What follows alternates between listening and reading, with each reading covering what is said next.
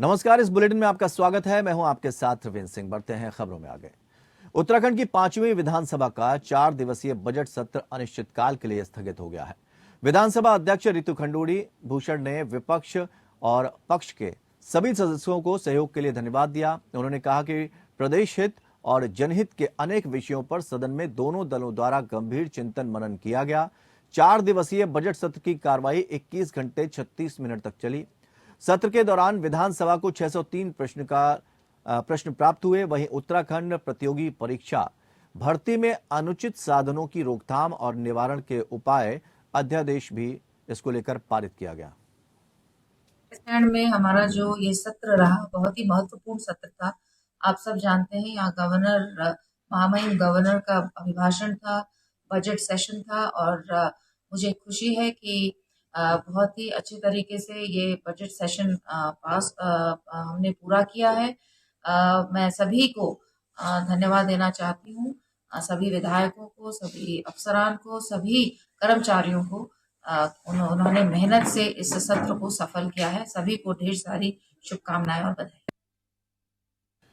तो बजट सत्र को लेकर यहां पर धन्यवाद ज्ञापित करते हुए रितु खंडूड़ी नजर आई और ये 21 घंटे 36 मिनट तक इसकी कार्रवाई चली है। सत्र के दौरान 603 प्रश्न प्राप्त हुए जिनके जवाब देने की यहां पर कोशिश की गई और पक्ष और विपक्ष दोनों को ही धन्यवाद ज्ञापित किया। उन्होंने कहा कि जिस तरह से सदन चला है कोशिश ये की गई कि ज्यादातर सवालों के जवाब मिल जाएं।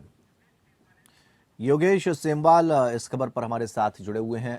योगेश, बजट सत्र और पक्ष विपक्ष के बीच नोकझोंक ना हो या सवालों को लेकर गहमा गहमी ना हो, ऐसा कम ही देखा जाता है। कैसा रहा? और ये भी बताया जा रहा है कि इसको स्थगित किया गया है। क्या रहा पूरे दिन का जो शेड्यूल है और किस तरह से यहाँ पर स्थितियां देखने को मिली? बिल्कुल रविंद्र, आपको बताना चाहेंगे कि कल देर रात तक सदन चला और उसके बाद अनिश्चितकाल के लिए सदन को स्थगित कर दिया गया है। बहुत देर तक चला। रात की अगर बात करें तो बजट पर मुख्यमंत्री पुष्कर सिंह धामी ने अपनी बात रखी, बजट पर नेता प्रतिपक्ष ने अपनी बात रखी, बड़े नेताओं ने, अन्य नेताओं ने बात रखी। उसके साथ ही विभागीय बजट भी आखिर में जो है वो पेश हुआ और उसके बाद काफी लंबे तक ये चला। जिसके बाद जिस तरह से रितु खंडूड़ी जो है विधानसभा अध्यक्ष, उन्होंने बताया कि अगर जो 21 घंटे टोटल मिला के देखा जाए, अगर 4 दिन का जो ये सत्र चला उसमें 21 घंटे 36 मिनट तक ये सत्र चला और 306 प्रश्न, जिसमें से 8 अल्पसूचित प्रश्न थे, एक जिसका एक उत्तरित था, 180 तांत्रिक प्रश्न थे जो है आतांत्रिक। योगेश, थोड़ा सा मैं चाहूंगा वो क्लियर कर दें। प्रश्न 603 थे या 306? जी 603 प्रश्न थे जी, जो है टोटल जो है वो प्रश्न 603 जो है उनको स्वीकार किया गया था। और अगर विधेयक, क्योंकि महत्वपूर्ण रहते हैं कि विधेयक कैसे पास होते हैं, कौन से विधेयक पास होते हैं, तो विधेयकों की अगर बात करें तो इस बार चाहे हम नकल विरोधी जो कानून था उसको लेकर बात करें, क्योंकि जो उत्तराखंड प्रतियोगी परीक्षाएं हैं भर्ती अनुसूचित संसाधनों का रोकथाम के लिए ये विधेयक जो है उसमें पास हुआ। उत्तराखंड भू राजस्व अधिनियम जो है वो विधेयक जो हुआ, सरकारी उत्तराखंड सहकारी समिति जो विधेयक है वो पास हुआ। ये सारी जो है उसमें आए विधेयक थे जो है इनको जो है पास हुआ यार। काफी इस बार का अगर सदन देखा जाए, भले ही जितनी उम्मीद थी कि इतने दिन तक चलेगा उतना सदन नहीं चला। 18 अगर बात की जाए तो 18 तारीख तक सरकार ने कहा था कि सदन चलेगा, लेकिन वो सदन 16 तारीख तक चला। और जिस तरह से सदन देखा गया, पहला दिन दूसरा दिन काफी हंगामेदार रहा। पहला दिन में भी काफी हंगामा रहा। योगेश, विपक्ष की क्या प्रतिक्रिया रही इस दौरान? भी शांति से जो है वो निकल गया, लेकिन इतना जरूर है कि अब निकल चुका है और अब अनिश्चितकाल के लिए सदन जो है वो स्थगित हो गया। योगेश, विपक्ष की क्या प्रतिक्रिया रही? बिल्कुल, विपक्ष जिस तरह से विपक्ष ने मांग की थी कि कम से कम एक दिन और जो है वो सदन चलाना चाहते थे। काफी जो है वो लगातार कह रहे थे कि एक दिन कम से कम जो है उसमें चर्चा होनी चाहिए, विस्तृत चर्चा होनी चाहिए।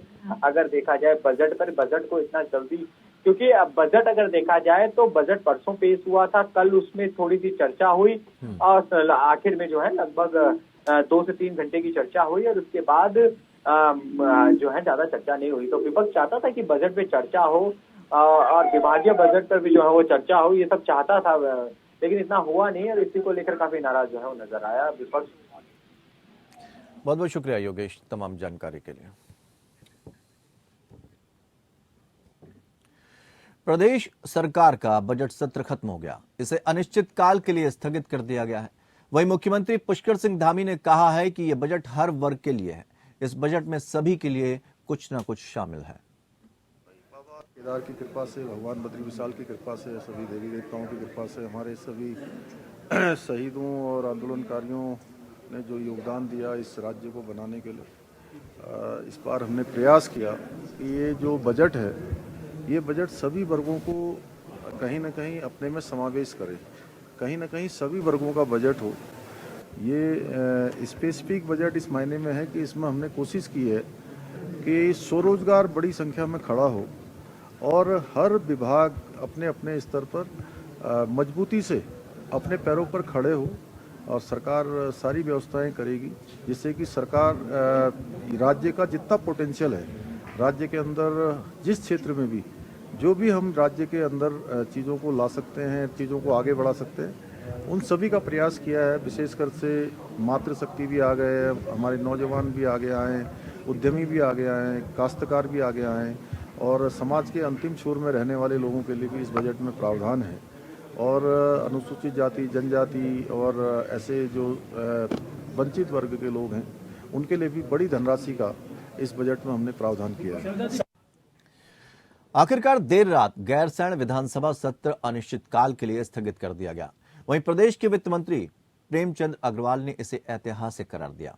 उनके मुताबिक सत्र में बजट के साथ साथ लोक महत्व के कई विधेयक पास हुए। वहीं उन्होंने विपक्ष को भी धन्यवाद ज्ञापित किया।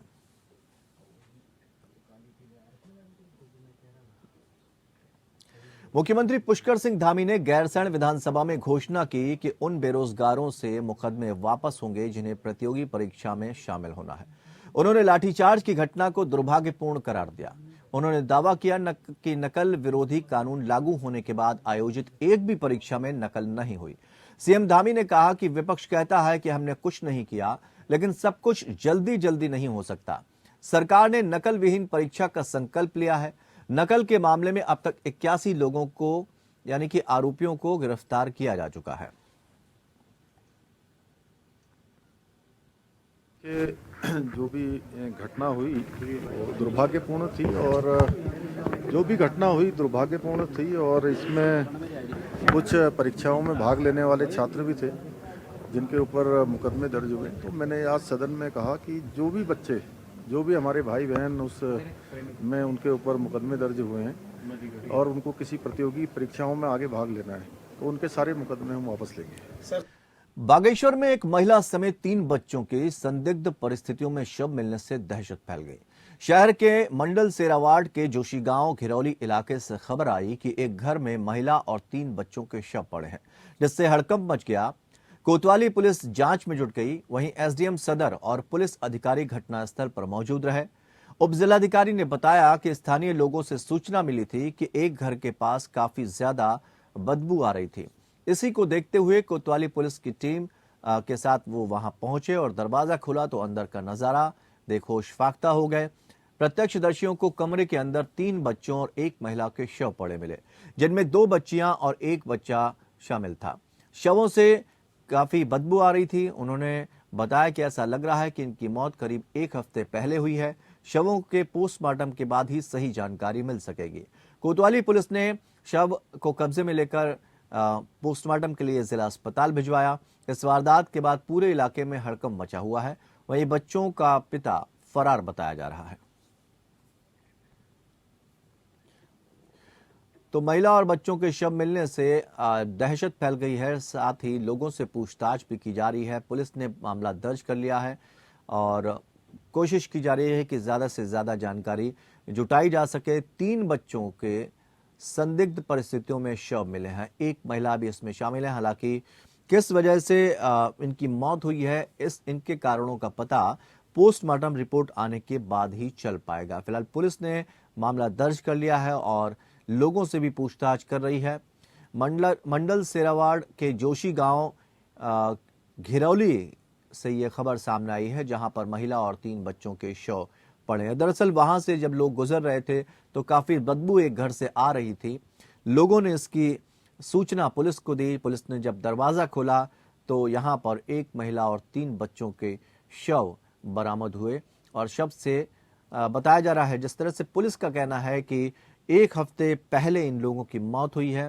हालांकि मौत की सही वजह क्या है इसके बारे में अभी पता चल पाना मुश्किल है, लेकिन जानकारी लोगों से भी जुटाई जा रही है कि किसी तरह की घटना या कोई लड़ाई झगड़ा हो तो क्या उसके बारे में सूचना है।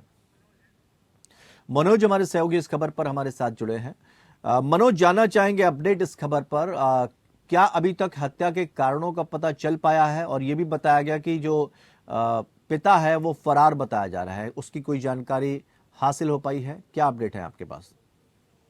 जी रविंद्र जी, बताना चाहेंगे कि जिला मुख्यालय के नजदीकी जोशी गांव में कल देर शाम जो ये घटना घटी है, एक महिला विवाहिता है और उसके 3 बच्चे हैं और उनकी लाश बरामद हुई है।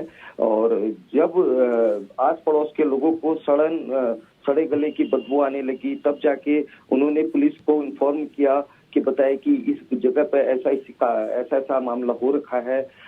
तो उसमें पुलिस जब आई तो पुलिस ने देखा कि कुंडा अंदर से लगा हुआ है। तो इसमें पुलिस की जो प्राथमिकता है वो ये कहना चाह रहे हैं कि ये सुसाइड है। तो देखने का विषय ये है कि अभी फिर उसके बाद उन्होंने 4 शवों को बरामद कर पोस्टमार्टम के लिए लेके आए हैं और 10 मार्च से उनके जो परिजन हैं, उसके बच्चों के जो पिताजी है वो फरार चल रहे हैं और ये मूल रूप से कपकोट भनार गांव के रहने वाले हैं और जो इनका नाम है भूपाल राम का परिवार है ये। और ये इसमें अभी तक उनके परिजनों के ना आने के कारण ये पोस्टमार्टम की कार्रवाई भी रुकी है और पुलिस इसमें चारों तरफ से लगी है कि जो वो भूपाल राम जी हैं उनको पकड़ने का काम जारी है। जी मनोज, आपसे पल पल की अपडेट आगे भी आपसे लेते रहेंगे। बहुत बहुत शुक्रिया तमाम जानकारी देने के लिए। तो मनोज टंगडिया हमारे सहयोगी ये सारी जानकारी हमें दे रहे थे और यहाँ पर महिला और 3 बच्चों के शव बरामद हुए हैं। पुलिस फिलहाल पूरे मामले की जांच कर रही है। रुद्रपुर में अतिक्रमण हटाने की कार्रवाई की जा रही है। पूरे कुमाऊं की पुलिस रुद्रपुर में चप्पे चप्पे पर मौजूद है। पुलिस बल की मौजूदगी में दुकानों को तोड़ा जा रहा है। वहीं जिला प्रशासन, पुलिस और एनएच के अधिकारी मौजूद हैं। स्थानीय लोग अपनी नाराजगी जाहिर कर रहे हैं। लोगों का कहना है कि 50 सालों से वो लोग यहां पर बसे हुए थे, लेकिन आज दुकानें उनकी तोड़ दी गई। विरोध प्रदर्शन करने वाले कई समाजसेवी और कांग्रेसी नेताओं को भी हिरासत में लिया गया। तो आपको बता दें, अतिक्रमण को लेकर कि ये कहा जा रहा है कि जो सरकारी जमीन है वहां पर अतिक्रमण को लगातार हटाया जा रहा है। रुद्रपुर के बारे में आपको इस वक्त हम बता रहे हैं, जहां पर अतिक्रमण हटाने को लेकर प्रशासनिक कार्रवाई की जा रही है। लोगों में भी भारी नाराजगी बनी हुई है। अर्जुन कुमार हमारे सहयोगी इस खबर पर हमारे साथ जुड़े हुए हैं। अर्जुन, लोगों ने नाराजगी यहां पर जाहिर की है। ये जो पूरा मामला है इसमें क्या कहना है प्रशासनिक अधिकारियों का, क्योंकि लोग ये कह रहे हैं कि हम 50 सालों से यहाँ पर बसे और हमको हटाया जा रहा है। जी बिल्कुल, मैं बता देना चाहूंगा, जिस तरह से ये जो अतिक्रमण हटाया जा रहा है, ये काफी समय से लोग, लंबे समय से लोग बसे हुए थे। लेकिन सबसे बड़ी बात यह है कि ये अतिक्रमण था और जो एनएच की जिद में आ रहा था, एनएच के अधिकारियों के साथ और एनएच के अधिकारियों ने प्रशासन और पुलिस प्रशासन का सहारा लेते हुए इन लोगों को हटाया है। काबिलियत यह है कि इन लोगों का ये कहना है कि हम 50 सालों से बसे हैं, हमें यहीं पर रहने दिया जाए। लेकिन जो एनएच के जो अधिकारी हैं वो कहीं ना कहीं पीछे हटने वाले नहीं है और पीछे नहीं हट रहे हैं। आज जो है दुकानों को पूरी तरह से तोड़ दिया गया है।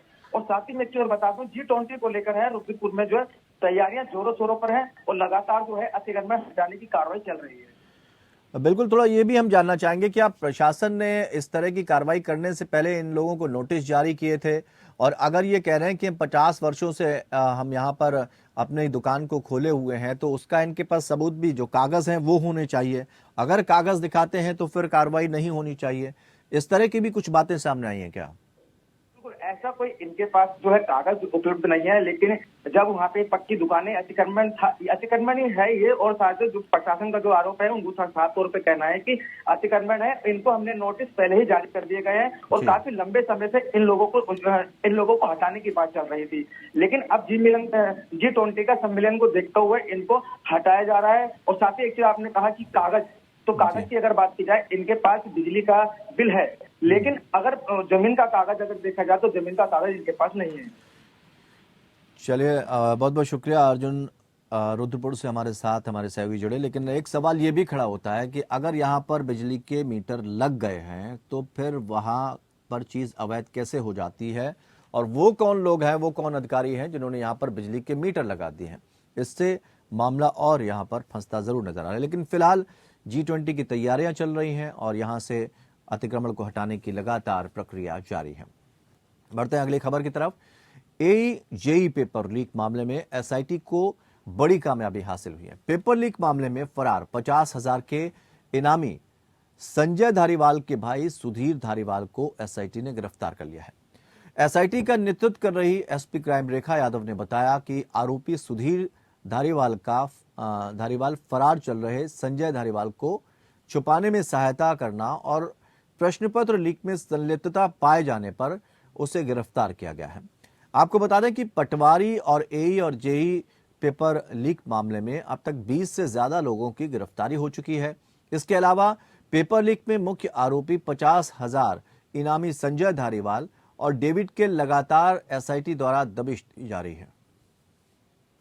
हाँ, SIT द्वारा 2 अभियोगों की विवेचना की जा रही है, जिसमें एक अभियोग जो है पटवारी पेपर लीक से संबंधित, दूसरा AE परीक्षक पेपर लीक से संबंधित, जिसमें अभी वर्तमान में एक नई गिरफ्तारी की गई है। जो फरार अभियुक्त संजय धारीवाल का भाई सुधीर धारीवाल की गिरफ्तारी की गई। इसमें उसका रोल यह रहा कि उसके निवास स्थान को यूज़ किया गया था फॉर पेपर स्टडिंग, तो इसी संबंध में उसका संलिप्तता पूरे प्रकरण से स्थापित की गई, जिसके आधार पर उसकी गिरफ्तारी की गई है।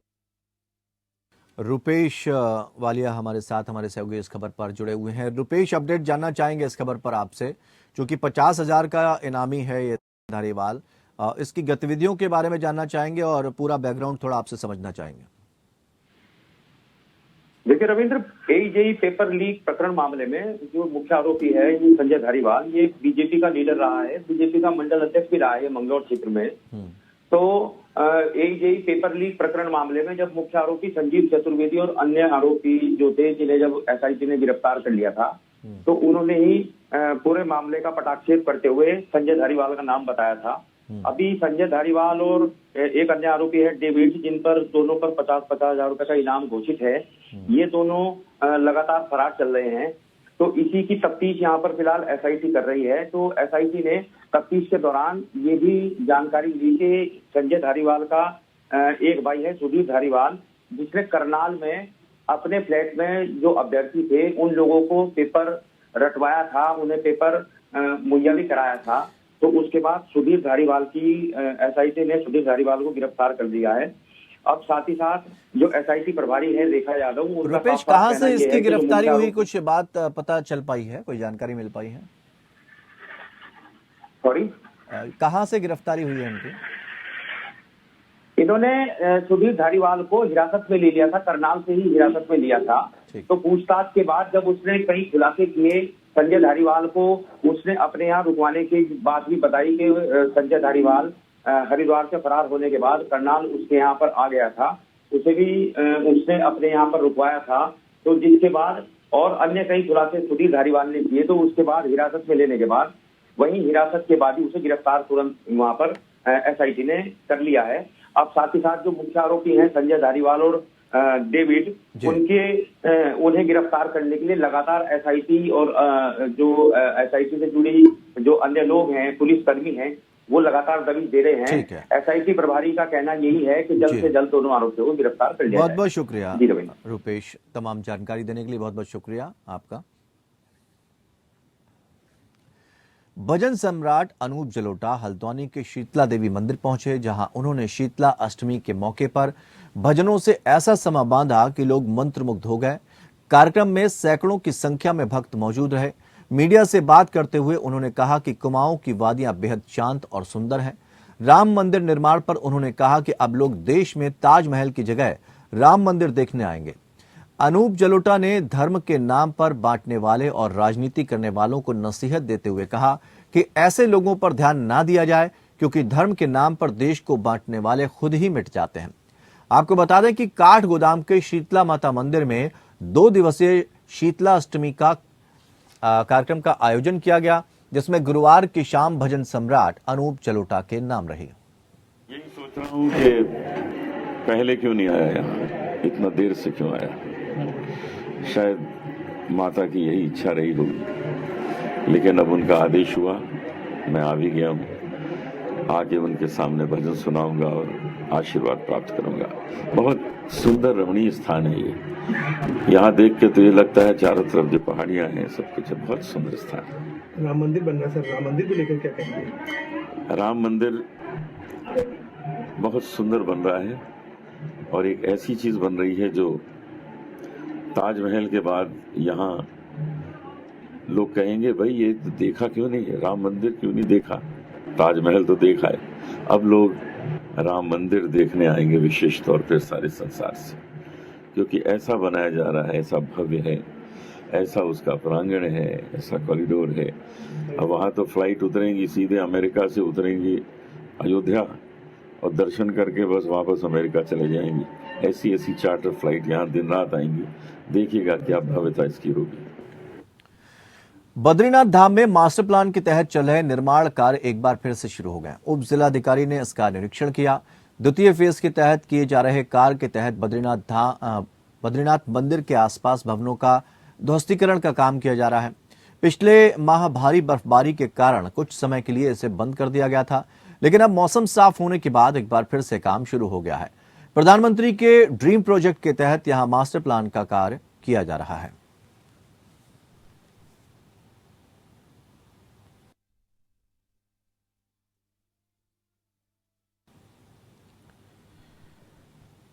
तो भवनों के ध्वस्तीकरण का काम किया जा रहा है। यह प्रधानमंत्री का ड्रीम प्रोजेक्ट है, जिसके तहत ये काम शुरू किया गया है और जल्द से जल्द इस काम को पूरा करने की कोशिश जारी है।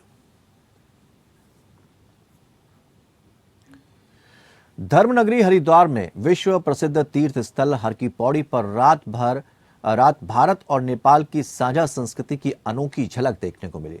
यहां नेपाल से बड़ी संख्या में पहुंचे श्रद्धालुओं ने हर की पौड़ी पर 3.25 करोड़ दीपक बत्तियों को एक साथ प्रज्वलित किया। नेपाल की लोक संस्कृति में महिलाएं अपने हाथों से रुई की बाती बनाती हैं और पवित्र तीर्थ स्थलों पर ले जाकर प्रज्वलित करती हैं। मान्यता है कि इससे उनके पति और परिवार दीर्घायु होता है और वैभव भी बढ़ता है। इसी क्रम में नेपाल से पहुंचे बड़ी संख्या में लोगों ने हर की पौड़ी पर गंगा आरती के बाद ये आयोजन किया। आयोजन से पहले पूरे क्षेत्र में नेपाल से आए श्रद्धालुओं ने भजन कीर्तन किया।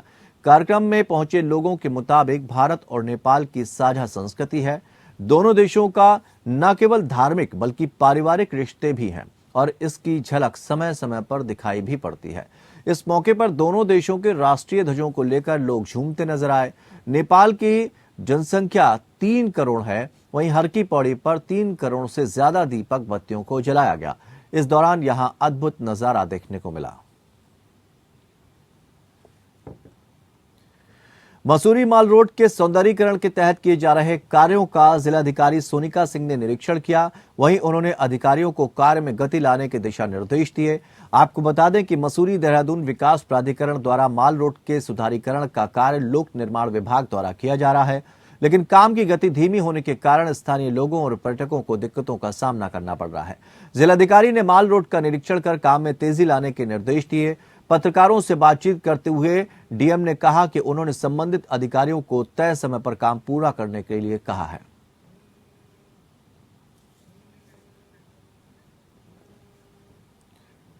तो इस बुलेटिन में फिलहाल इतना ही, लेकिन खबरों का सफर लगातार जारी रहेगा। जुड़े रहिए हमारे साथ।